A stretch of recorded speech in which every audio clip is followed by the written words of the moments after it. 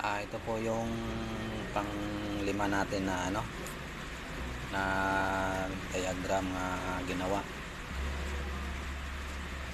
Tinatawag ito na star stop with 3 station or 2 station. Yan na po. So tatlong stop yan, tapos tatlo ding start, isang contactor.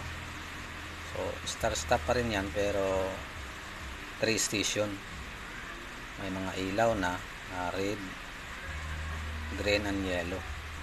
Ito na pong gawa natin. Itong gawa natin is walang walang ilaw.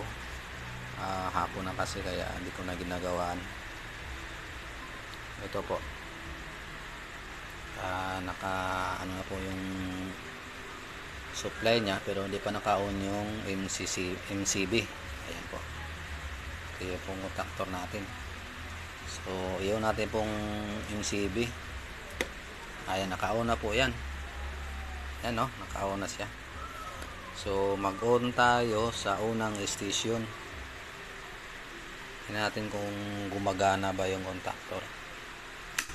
Ayan po, gumagana dito sa unang station. Papatayin din natin sa unang station din kung mamatay pa rin siya. Ayan po, nakapatay na po. So on tayo sa pangalawang station. Ayan po, naka-on na po siya. So papatayin din natin sa pangalawang station din. Ayan. So ito yung star stop, pero 2 station lang muna. Yun muna natin yung tatry muna natin dito sa first station. Papatayin natin sa naka-on na yan, sa first station natin pinupost. Ito naman sa second station natin papatayin kung mamamatay ba siya. Ayan po, mamamatay po siya. So itong ipopost naman natin sa sa second station, papatayin din natin sa first station kung mamatay ba siya. Ayan po.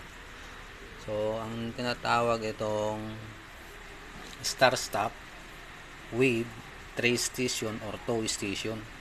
Kaso ang diagram ko dito is 3 station po yan. Pero ang ginawa ko is 2 station lang. So madali man lang kung dadagdagan siya ng isang station pa. Pang malayuan kasi medyo mahirapan ka pag malayuan, pero kung alam mo na yung gagawin, hindi ka na mahirapan kung may sarili kang diagram. So yan po, maraming salamat sa nanonood, at pati rin na rin sa nag-request nito. Maraming salamat din.